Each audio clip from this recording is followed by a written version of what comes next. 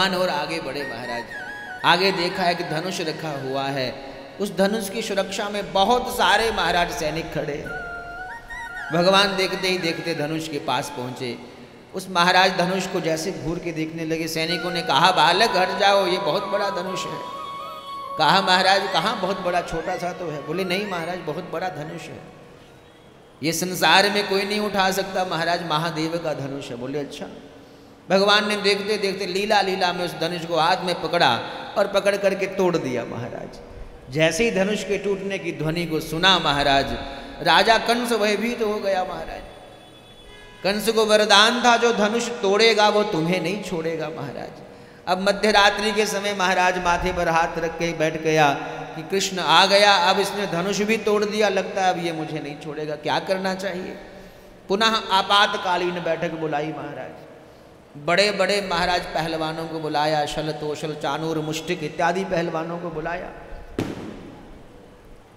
बुला करके महाराज कुबलया पीड़ हाथी के महावत को बुलाया। सारी महाराज प्रक्रिया बनाई, प्रातः काल कैसे क्या करना है। कहा आप चिंता मत कीजिए महाराज, रंगशाला में जब ये प्रवेश करेंगे कुबलया पेड़ हाथी को खूब मदिरा का पान कराया गया कि जैसे ही भगवान को देखेगा कुबलया पेड़ हाथी भगवान का वहीं पर वध कर देगा, मार देगा महाराज। संत कहते हैं प्रातः काल हुई महाराज, समस्त भगवान के जो मित्र थे नंद बाबा के साथ जाकर के महाराज मल्लशाला में बैठे। इधर भगवान जब मल्लशाला में प्रवेश करने लगे महाराज, मुख्य द्वार पर जैसे ही भगवान पहुंचे हैं, सामने कुबलया पीड़ हाथी दिखा, उस पर बैठा हुआ महावत था। भगवान ने महावत से कहा महावत अपने साथी को यहाँ से हटाओ, हमारा मार्ग साफ करो महाराज, रास्ता छोड़ो। यदि तुमने हमें हमारा मार्ग रोका तो मैं तुम्हारे साथ इस कुबलया पीड़ हाथी को भी यमलोक में भेज दूंगा महाराज। महावत नहीं माना महाराज।